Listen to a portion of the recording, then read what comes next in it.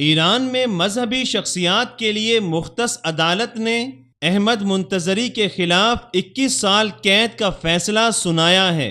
Ahmad Montazeri شیعہ مرجع حسین علی Montazeri کا بیٹا ہے، جو 1988 میں اپنے معزول کیے جانے تک ایرانی انقلاب کے مرشد اول خمینی کا جانشین رہا تھا۔ منتظری کو یہ سزا اس صوتی ٹیپ کو جاری کرنے کے سبب دی گئی جس میں اس کے والد کی ڈیتھ کمیشن کے ارکان کے ساتھ گفتگو شامل تھی۔ مذکورہ ڈیتھ کمیشن نے 1988 کے موسم گرما میں ہزاروں سیاسی قیدیوں کو موت کے گھاٹ اتار کر قتل عام کا ارتکاب کیا تھا۔ احمد منتظری پر اپنے والد کا صوتی ٹیپ افشا کرنے کے سبب قومی سلامتی کے خلاف کام کرنے کا مورد الزام ٹھہرایا گیا ہے۔ احمد منتظری نے اپنے ایک سابقہ بیان میں کہا تھا کہ ان کے پاس ابھی بہت سی دستاویزات موجود ہیں جن کو مستقبل میں منظر عام پر لایا جائے گا۔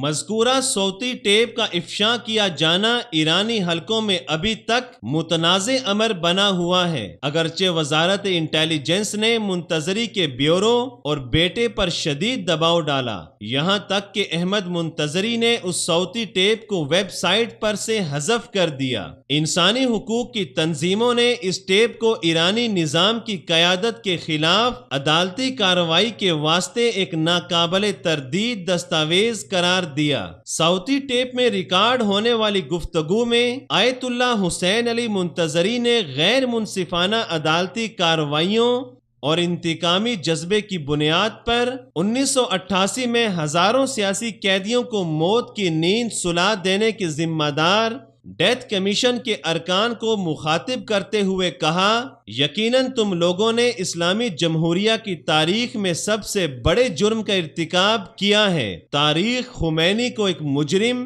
اور خونی شمار کرے گی۔ منتظری کے اس موقف کا نتیجہ خمینی کی جانب سے ان کی برطرفی کی صورت میں سامنے آیا۔ مذکورہ متنازع صوتی ٹیپ کے باعث بین الاقوامی سطح پر ایرانی ڈیتھ کمیشن کے ارکان کے احتساب کا مطالبہ سامنے آیا ہے۔ یورپی پارلیمنٹ میں 60 ارکان نے 7 اکتوبر کو اپنے ایک مشترکہ بیان میں مطالبہ کیا کہ 1988 میں ایران میں سیاسی قیدیوں کو موت کے گھاٹ اتارنے والے ایرانی نظام کی قیادت کو عدالت کے کٹہرے میں لایا جائے۔ ارکان نے سیاسی قیدیوں کے قتل عام کو انسانیت کے خلاف جرم قرار دیا، جس پر مجرمان کو کیفر کردار تک پہنچایا جانا چاہیے۔ واضح رہے کہ قتل عام کا شکار بننے والے بہت سے افراد کے خلاف قید میں رکھے جانے کے احکامات جاری ہو چکے تھے، اور ان میں بہت سے یا تو اپنے فیصلے کی مدت گزار رہے تھے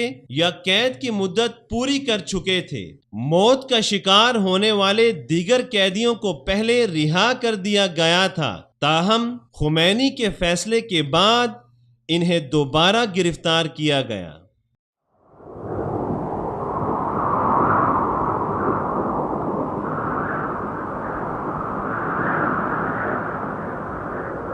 اخوت و محبت کا علم بردار وصال اردو۔